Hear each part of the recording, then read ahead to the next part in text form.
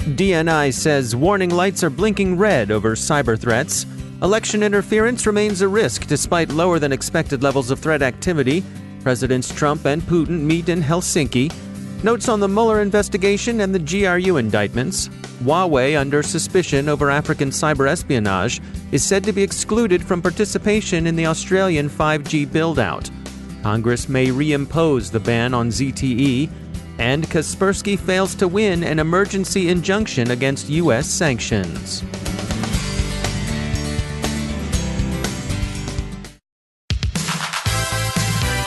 And now a word from our sponsor, Observit. What in the world could old 80s technology have in common with insider threat management? Well, visit the Observit booth at Black Hat in Vegas to find out. They're going back to the 80s to reminisce about throwback technology and show you how to take a 21st century approach to your insider threat management strategy. Your Nintendo, floppy disks, and OG Macintosh computer will all be there next to your dusty DLP solution to remind you why #Throwback Thursday technology should stay in the past. It's time to go back to the future with Observit for a more complete and modern approach to data loss prevention.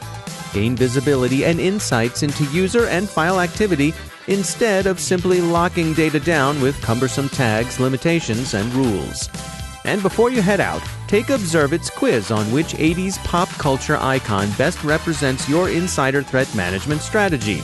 Whether you're Han Solo, Tron, or Egon from Ghostbusters, you're a pretty righteous dude. Visit Observit.com/cyberwire and take that quiz today. That's Observit.com/cyberwire. And we thank Observit for sponsoring our show.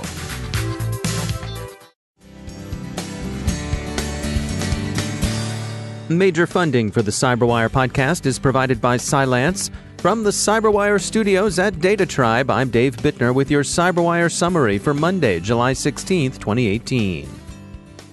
U.S. Director of National Intelligence Dan Coats said Friday that warning lights are blinking red with respect to imminent cyber attacks against the U.S. by Russia, China, Iran, and North Korea.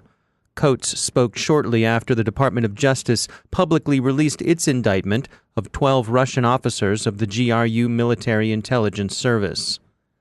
Coats did not suggest that a major act of kinetic terror was in the offing, but he did tell meetings at the Hudson Institute that there were persistent, pervasive threats to disrupt American society. These are not, he contended, limited to influence operations, still less to direct hacking of elections, but that they extend to the real possibility of attacks on critical infrastructure. He alluded in particular to threats the energy and financial sectors face.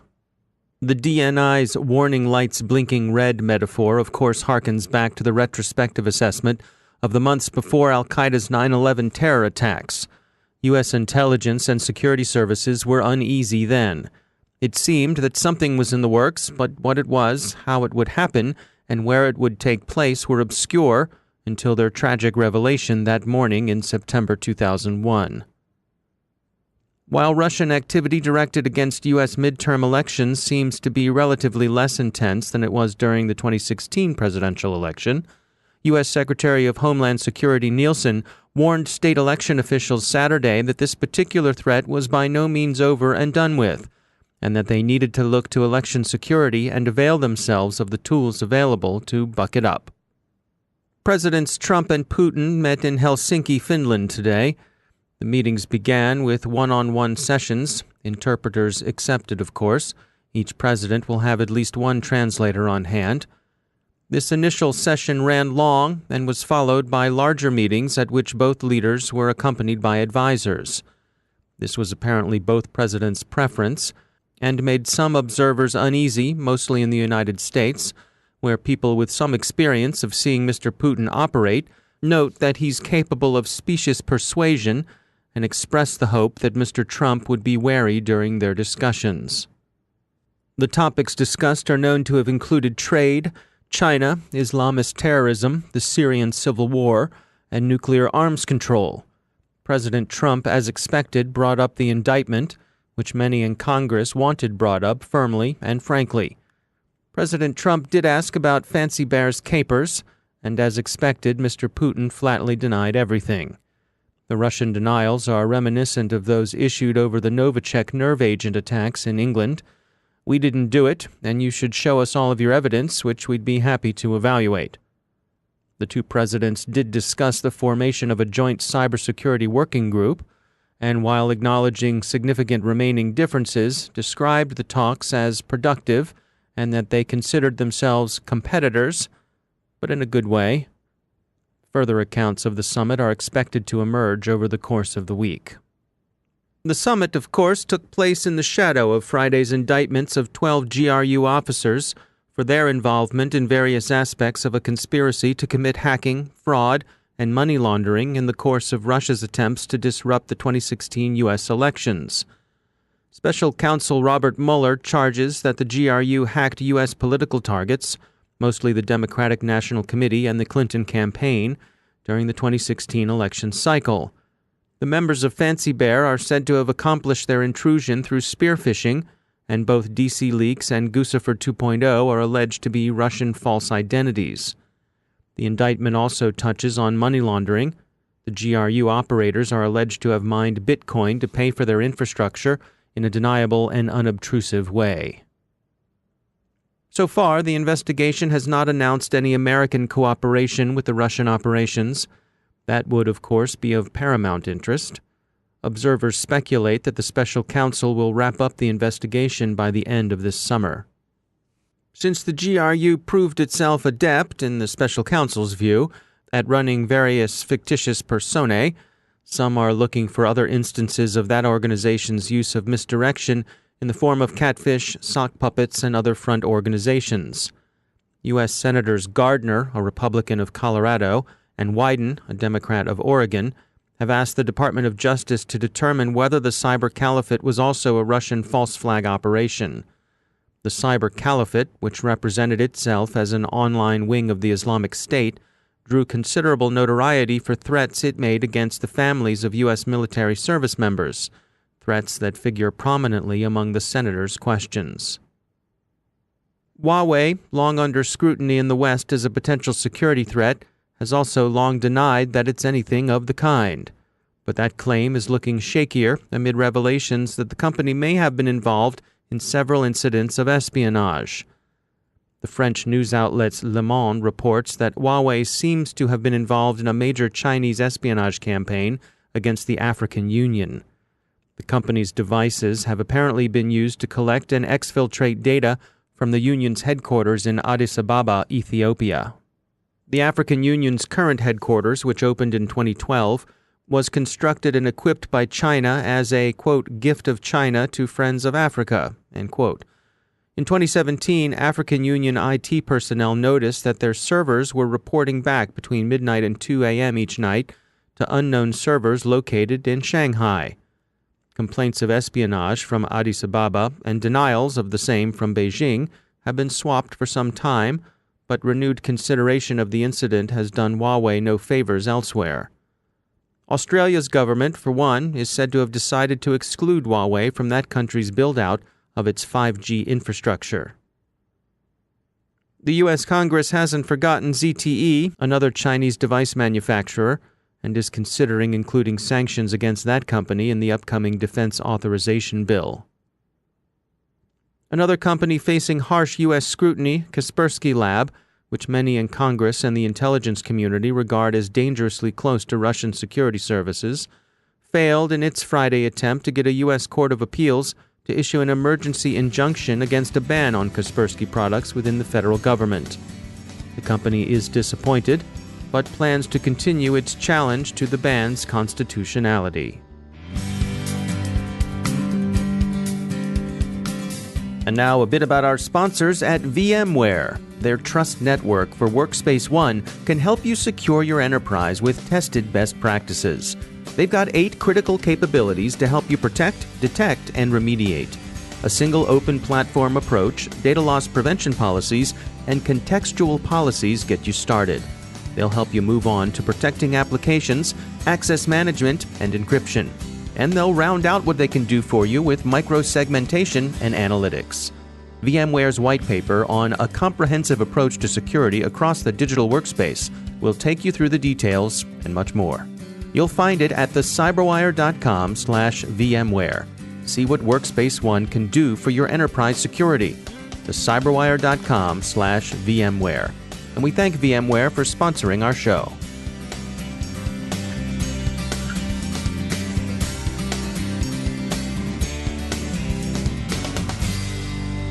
And joining me once again is Ben Yelin. He's a senior law and policy analyst at the University of Maryland Center for Health and Homeland Security. Ben, welcome back. Thanks for jumping in with us here. Last Friday, we had the news of this indictment of 12 Russian military intelligence officials. We've covered the news side of this, so I think we have a good handle on the nuts and bolts of what's going on operationally here. But I'm curious in your take on it. What do you think this tells us? So I think it tells us, first of all, the scale and scope of the operation, how widespread it was, how extensive it was, how technologically advanced it was. I also think it hints at the involvement of certain unindicted U.S. persons. And it does that a number of times. I think the most eye-popping one and one that piques my curiosity is that it mentions that one of Guccifer 2.0, which was the username that was used by the Russian conspirators to release information to third parties, most notably WikiLeaks, they received an email from a congressional candidate asking for stolen information on one of their opponents. And we have no information on who that congressional candidate is.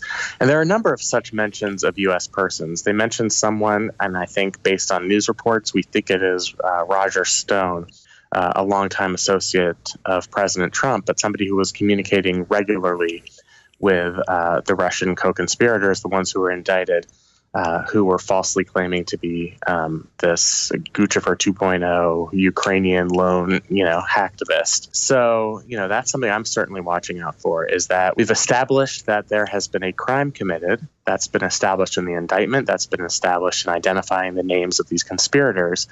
But we have hints that there was some sort of involvement by U.S. persons. And that leads me to believe that there are going to be, if not future indictments, at least part of the Mueller report will be the involvement of U.S. persons in this criminal scheme. How much, if anything, do you think we should read into the timing of this? This was released as President Trump was heading off to meet one-on-one with Putin. So that's a great question. A lot of people, because Bob Mueller has this sort of mythic persona, he doesn't leak. He's very meticulous in laying out the facts. He doesn't showboat. He doesn't give press conferences. I think it leads a lot of us to think that he's some sort of genius, that everything he does is purposeful, as part of some sort of four-dimensional chess activity. I'm not so sure about that. It is certainly interesting to me that this was released ahead of President Trump's meeting with Vladimir Putin. I don't think there's any evidence to the effect that it was that Robert Mueller handed down these indictments purposefully at this moment because of that summit. And in fact, it seems like President Trump was informed of them earlier in the week, certainly before the whole congressional hearing with Peter Strzok, the former FBI agent, and before he even ventured overseas. It does, however, it's sort of a power play from Mueller to a certain extent in saying, I don't care that you are meeting with President Putin next week. We're not stopping this investigation. In fact, it's ramping up. We're not going to be beholden to your claims of this being fake news. Where we see evidence of criminal conduct, we're going to prosecute it. And we're going to do it whether that has an effect on the diplomatic relations you're trying to establish personally with President Putin or not. So I think we can certainly read something into that. Special Counsel Mueller is not going to be bullied. He's not going to be intimidated into abandoning this investigation. And I think that's certainly something we can read into. So based on what you've read from the indictment, do you think we're more or less likely to see criminal conspiracy charges involving Americans? I think we're more likely to see them. I mean, I think this is how Mueller is building the case. First, you establish the crime, then you establish various U.S. persons as conspirators in this crime. What we don't know is to the extent that people who are part of Trump's inner circles are going to be charged with these conspiracies. Certainly, there was nothing in the indictment that related to people within President Trump's inner circle. So, You can read the tea leaves on the individuals mentioned in the indictments. I didn't see anything on Jared Kushner or Donald Trump Jr. The types of individuals who were talked about in this indictment, Roger Stone in particular, are sort of on the peripheral of the Trump orbit. But just because they weren't mentioned in the indictment, that we're not going to see further charges. I think what we're seeing here is that special counsel Mueller is laying the groundwork. He wants to prove that there was this extensive criminal conspiracy to hack into the DNC, into the Democratic Congressional Campaign Committee, into Hillary Clinton's campaign advisors' emails, prove that crimes were committed under the Computer Fraud and Abuse Act, and then slowly start to make connections as to how involved American entities were conspiring to commit this crime. And I certainly think we see sort of the groundlings of that in the indictment with the mention of various U.S. persons. The other thing that really piqued my interest is that I think they're referred to as Organization 1 in the indictment, but we all know based on news reports that it's actually referring to WikiLeaks. And WikiLeaks had coordinated very closely with GRU, with these Russian agents, prior to the Democratic National Convention, saying, if you have any Hillary-related emails, specifically in relation to Bernie Sanders, we'd like them released now ahead of the Democratic convention. And as we know, those emails were released, and it caused a lot of consternation and chaos at the convention. What puzzles me is whether these Russian agents would have known independently that there would be that sort of commotion at the Democratic National Convention if these emails were released. That's where, and obviously I have no proof of this, you can speculate as to whether members of the Trump campaign or, either within their inner circle or more on the periphery provided intelligence to these hackers or potentially to WikiLeaks saying, this would be a good time to release those emails. They're going into the convention. We would love to see a show of disunity among Democrats. We'd like to see doubts being sowed in the mind of Bernie Sanders supporters as to the legitimacy of this nomination. I think you can sort of see at least the broad outlines of that in the indictment, just based on the fact that we know these Russian intelligence agents were communicating with WikiLeaks specifically about the timing of when to release these incriminating emails. So I think, there's certainly something to read into that. All right. Well, obviously, stay tuned. More to come, right? Yeah, I do not think we're at the end of this story. I mean, obviously, there have been some whispers in the last several months that, maybe Mueller didn't have anything on actual quote-unquote collusion, but he was going to make some sort of allegations of obstruction of justice. And I think these indictments, at least for me, lead in the other direction, that it's still a very open question as to whether U.S. persons affiliated with the Trump campaign were part of this large criminal conspiracy to steal information. And I think now that we've established the scope of that conspiracy, I think there are some very open questions as to who participated in it in the United States. All right. Well, as always, Ben Yelin, thanks for joining us. Thank you. And that's the Cyberwire. For links to all the stories mentioned in today's podcast, check out our daily news brief at thecyberwire.com. Thanks to all of our sponsors for making the Cyberwire possible, especially to our sustaining sponsor, Cylance.